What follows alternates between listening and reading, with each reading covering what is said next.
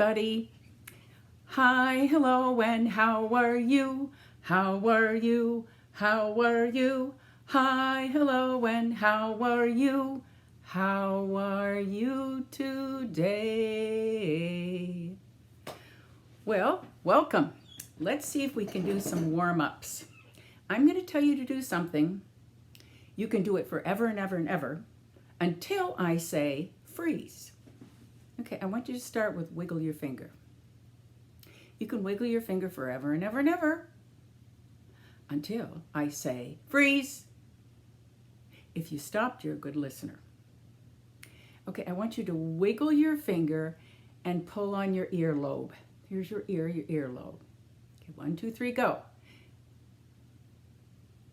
You can do it and do it and do it until I say freeze. If you stopped, you're a good listener. Okay, I'm going to make it even harder. I'm going to ask you to wiggle your finger, pull on your ear, and click your tongue like this. Are you ready? Wiggle your finger, pulling, go.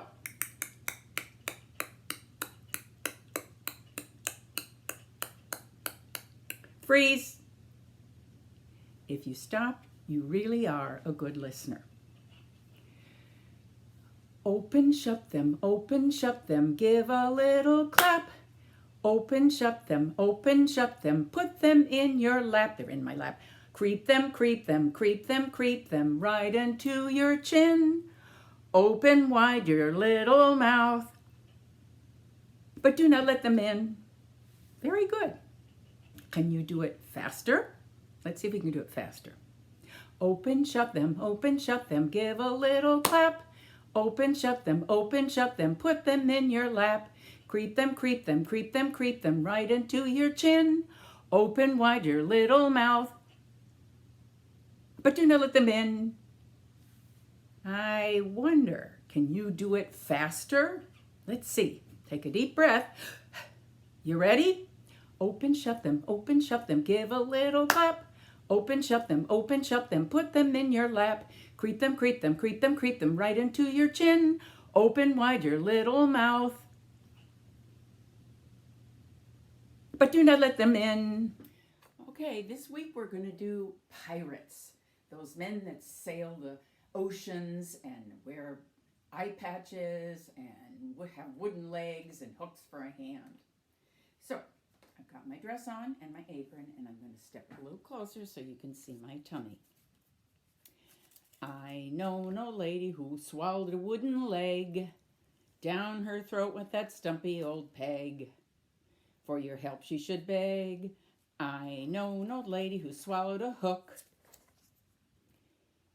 You wouldn't want to look as she swallowed that hook. She swallowed the hook after she swallowed the leg.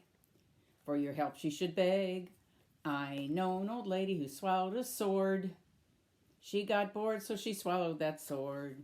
She swallowed the sword after she swallowed the hook. Swallowed the hook after she swallowed the wooden leg. For your help she should beg. I know an old lady who swallowed an eye patch. She yelled down the hatch as she swallowed that patch. She swallowed the patch, she swallowed the sword if she swallowed the hook if she swallowed the leg. For your help she should beg. I know an old lady who swallowed a bandana. It wasn't easy as a ripe banana. She swallowed bandana if she swallowed the patch if she swallowed the sword if she swallowed the hook if she swallowed the leg. For your help she should beg. I know an old lady who swallowed a pirate. I quit because I can't rhyme anything with pirate. For your help she should beg. Alrighty, I'm going to take off my apron and I'm going to do something a little differently. I'm going to tell part of the next story and read some of it. Because when you listen to a story that someone is telling, you have control of the pictures you see because you have like a little television in your head and your pictures might be different than mine, but it keeps you engaged. So this is the story of a little boy named Edward. And Edward, in this book called Edward and the Pirates by David McPhail, Edward loves to read. He reads all the time and he gets very involved in the stories. If he reads about knights fighting, he's fighting along with a sword and a shield. He even thought he saw a Tyrannosaurus Rex in the window because he was reading about dinosaurs. Well, naturally, Edward loved to go to the library.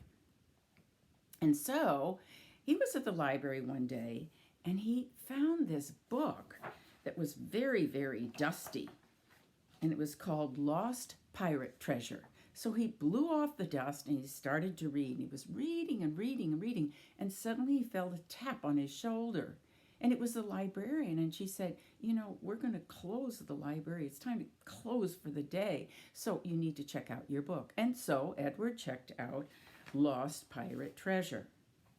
And so when he was in bed, he started reading about it. And oh, the waves seemed to be coming into his room. And he could see the boats and the pirates on the boats.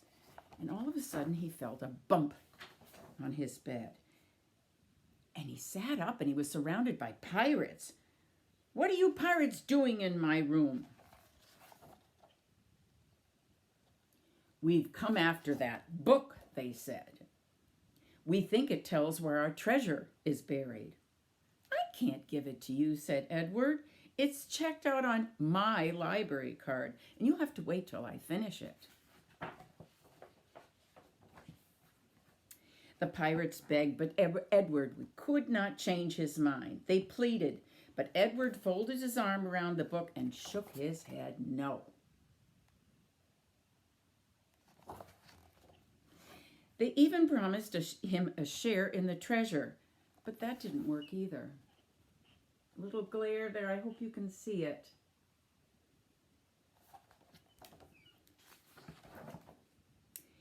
"You'll have to walk the plank." That means walk out on like a diving board and then jump off. "You'll have to walk the plank," threatened the pirates. But Edward stood firm.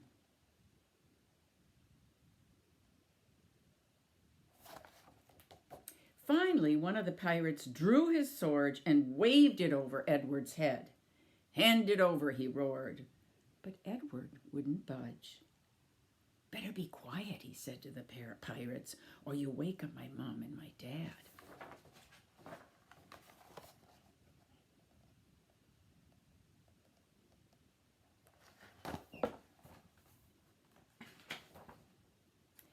Edward had just finished speaking when the door to his room burst open and someone riding a huge white horse charged in. It was Edward's mother.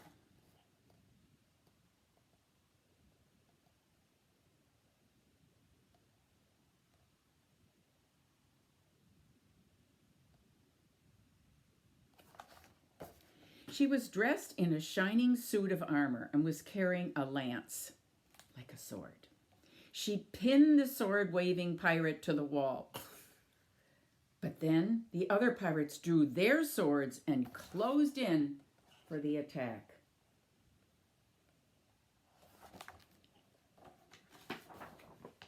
Suddenly, a flurry of arrows flew through the air, knocking all the swords away.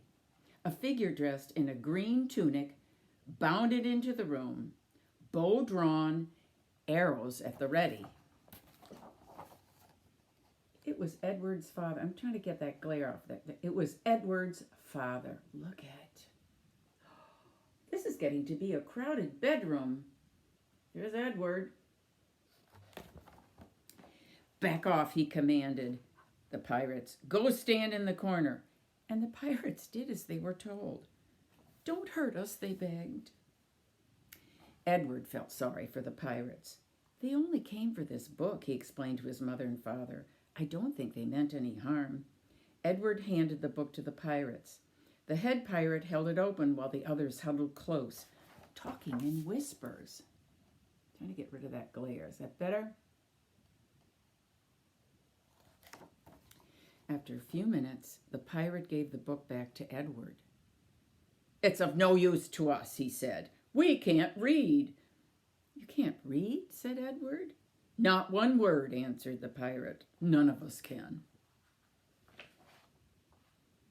"Oh, then, I'll read it to you," said Edward. "That is, if it's all right with my mom and dad." It was. Trying to get rid of that glare. Is that better? Here's Edward reading that book.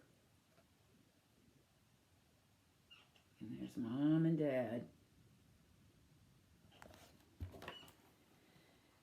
Well, it was all right with his mom and dad that he could read to them, but Edward's mother told him firmly, "But don't stay up late. And close the window when you leave," said Edward's father to the pirates.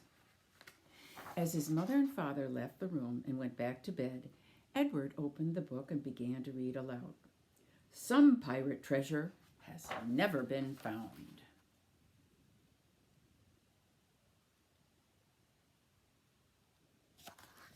All right. I have some pirates with me.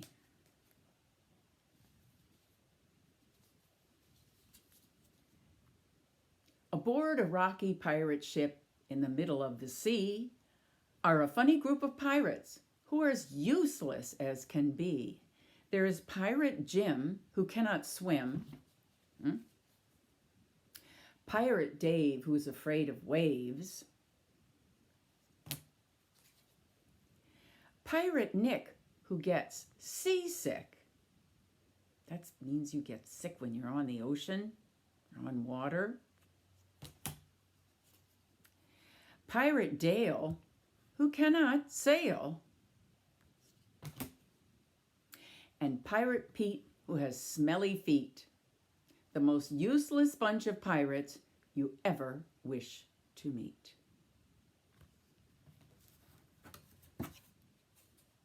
I have a pirate with me today. See if you can see it and I can hold it. If I were a pirate, I'd welcome you aboard. I'd show you my pirate hat and my shiny metal sword. We'd sail off in my ship and find a distant land that's always very sunny and covered in lots of sand. We'd wander down the beach to see what we could see. I'd pull out my pirate map under a coconut tree. We'd find the buried treasure, and using a rusty spade, we'd quickly dig it up and carry it to the shade. We'd open up the box to see what we had won, 1,000,000 shiny coins as golden as the sun. Then we all sit out on the beach and look out at the sea, because if I were a pirate, I'd be as happy as can be. We've been talking about pirates, and pirates are on ships. And the next story I'm going to read to you is called Boat. Oh no. What happened? Somebody ate through the front of the book. Could it be that mouse? Let's see. There are no words in this book. Do you suppose the mouse ate the words? Well, we'll have to make them up. Okay, there's that mouse. He looks like he's thinking.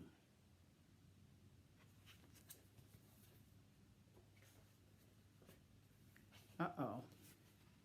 Not only did he make a hole in the cover of the book, but he's nibbling inside the pages.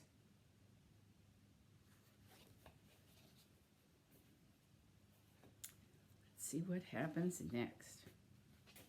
Oh my. He's nibbled a space overlooking something that's blue. You suppose he knows what it is? He looks like he's thinking and trying to figure out what's on the other side of that page.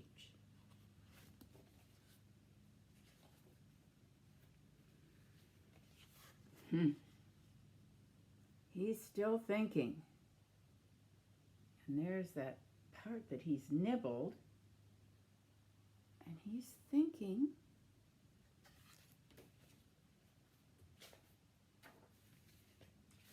Oh, it looks like he's nibbling some more. Do we have a hint what's on the other side? The book is called Boat, and it's blue, and he opens the page even more. What do you see on that other side? You see the sky, and there's water splashing through onto his paper. Does it look like the ocean?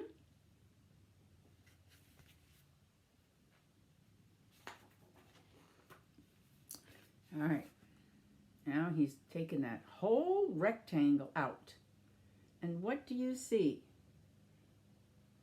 Do you see a sky and the ocean, and somebody is sailing, and there's seagulls up in the sky?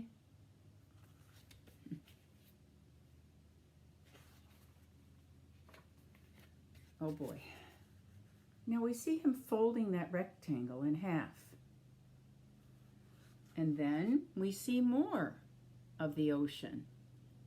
It looks like the person sailing has fallen off his boat, and down in the corner is a snorkeler or a scuba diver.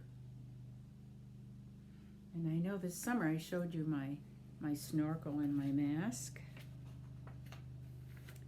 Oh boy. Now he's starting to fold that rectangle again in other shapes, and the water is splashing all over him. Can you see a little rowboat and then a big boat? Water everywhere.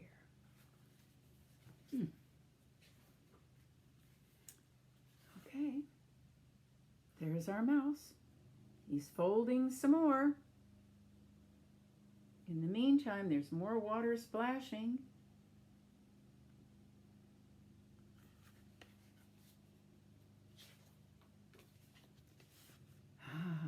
There's some waves.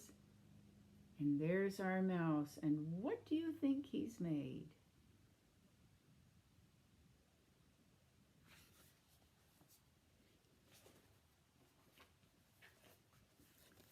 Can you tell?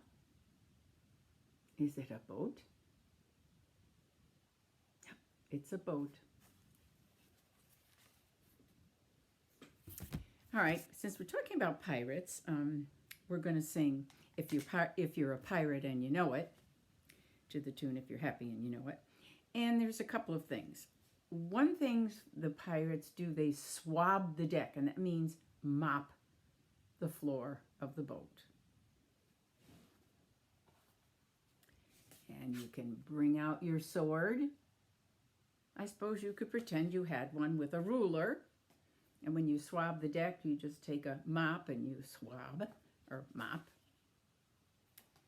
You can show your hook, like Captain Hook and Peter Pan. Or you could walk the plank. And if you look at the picture, it looks like a diving board. When somebody's been punished, they have to jump in the water. And of course, there's those scary alligators. So we're going to sing. If you're a pirate and you know it, swab the deck. If you're a pirate and you know it, swab the deck. If you're a pirate and you know it, then you really ought to show it. If you're a pirate and you know it, swab the deck. If you're a pirate and you know it, bring out your sword. If you're a pirate and you know it, bring out your sword. If you're a pirate and you know it, then you really ought to show it. If you're a pirate and you know it, bring out your sword. If you're a pirate and you know it, show your hook. If you're a pirate and you know, show your hook.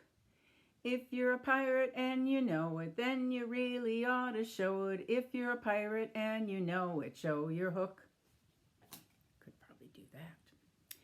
If you're a pirate and you know it, walk the plank. If you're a pirate and you know it, walk the plank. If you're a pirate and you know it, then you really ought to show it. If you're a pirate and you know it, walk the plank. Okie dokie.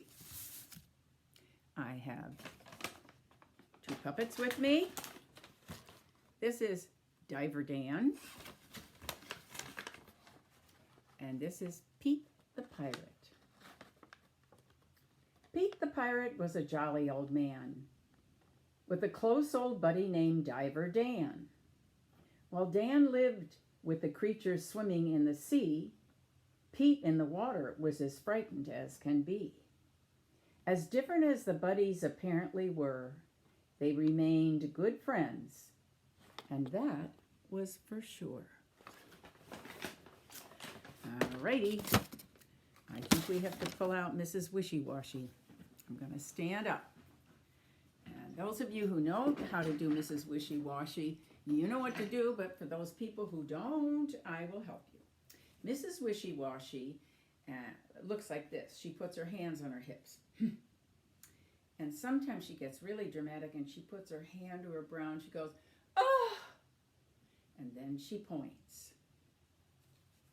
Now, there is a cow in the story, and the cow jumps in the mud, and you can jump in the mud. There's a pig that rolls in the mud, and you can roll in the mud. And then there's a duck that paddles in the mud. And the best part is when they get washed, and they go like this. Wishy-washy, wishy-washy.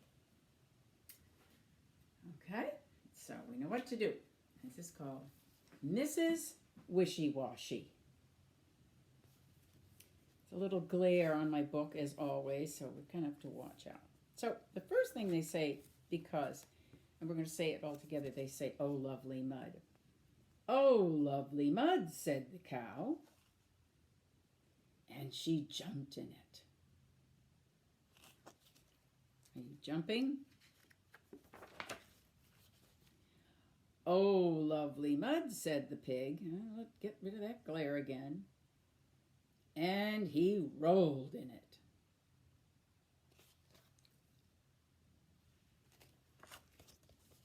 "Oh, lovely mud," said the duck. And she paddled in it. Okay, let's get ready to be Mrs. Wishy-Washy. Hands on her hips. Along came Mrs. Wishy-Washy. Is that a little less glary? "Oh!" Hand to brow. "Just look at you," she screamed. Now she's going to point. "In the tub you go." In went the cow. Wishy-washy, wishy-washy.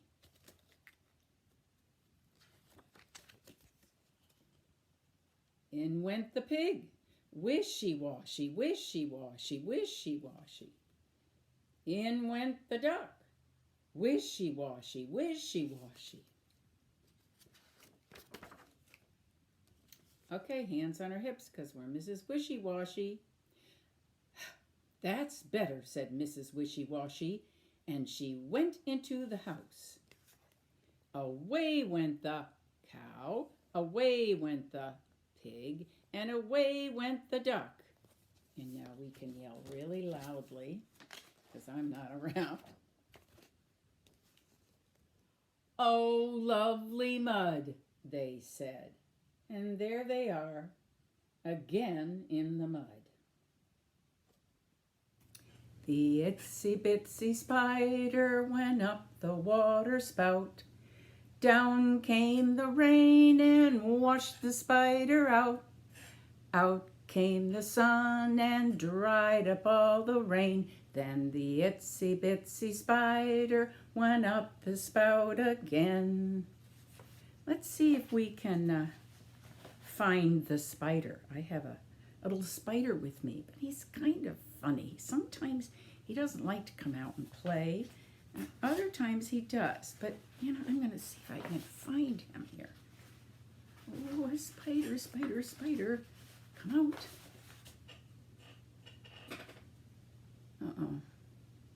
He's hiding. He's inside there. He's hiding. How do we get him to come out? Well, how about on the count of 3 we say, "Oh, spider, come out." Okay, you ready? 1, 2, 3. Oh, spider, come out. I see an eye, but he's still not out. Oh dear, what do we do? Maybe we were too loud. Do you think we were too loud? All right, let's whisper. At the count of 3, go, oh, spider, come out. You ready? Okay, 1, 2, 3. Oh, spider, come out. I see his eye, but he still won't come out. How are we ever going to make him come out?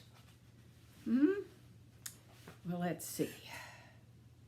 We did it loud and we did it whisper.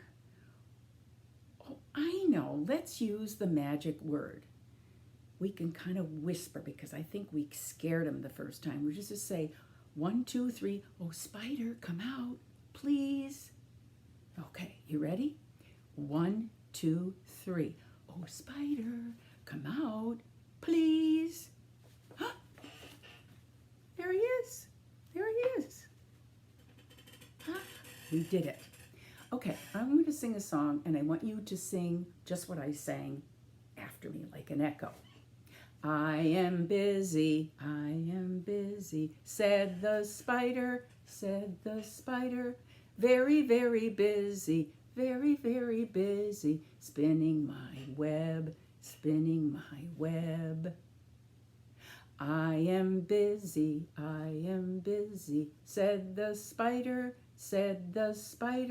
story hour is over, story hour is over, see you next week, see you next week. Bye-bye.